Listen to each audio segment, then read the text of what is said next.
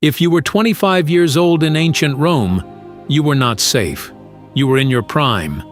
Strong enough to work, old enough to fight, useful, and Rome was not gentle with useful people. We imagine Rome as marble statues and perfect columns. What we don't imagine is how easy it was to die there. Start with where most people lived. If you were poor, and most people were, you didn't live in a villa. You lived in an insula, a cramped apartment block stacked 5 or 6 stories high. Built quickly, built cheaply, wood beams, weak stone, too many people inside. They collapsed, not once in a generation, regularly. If your building gave way, there was no organized rescue, no emergency crews, no compensation. You were buried under it. Fire was worse. Open flames were everywhere. Cooking fires, oil lamps, workshops.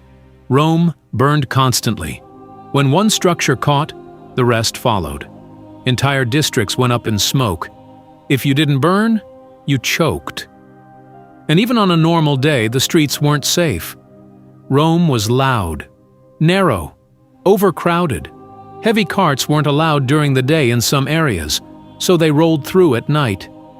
If you were walking in the dark, you moved fast or you got crushed. Things fell from above. Broken tiles, debris, sometimes worse. There were laws against throwing waste into the street. That doesn't mean it stopped. Then there were gangs. Political groups didn't argue online. They fought in public. If you supported the wrong faction, or just happened to be nearby, you weren't a bystander. You were in it. Let's say you survived your building, the fires, and the streets. You still had to work. Construction meant lifting stone blocks heavier than you. No harness, no helmets, no rails. One slip was enough. Mining was worse. Poor ventilation, toxic fumes, collapsing tunnels.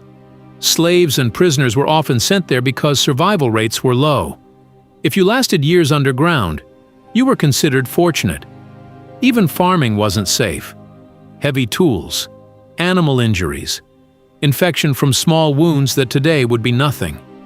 And infection was a quiet killer. There were no antibiotics. A deep cut could turn into fever. A fever could turn into death.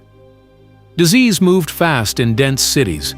The Antonine Plague alone killed millions across the empire.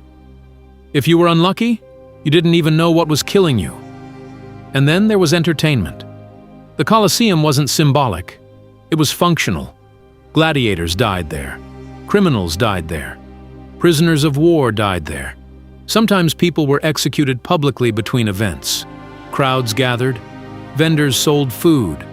It was normal. But maybe you avoided the arena. Politics was still waiting. If someone accused you of disloyalty, corruption, or disrespect, you could be questioned quickly. Trials were not modern trials.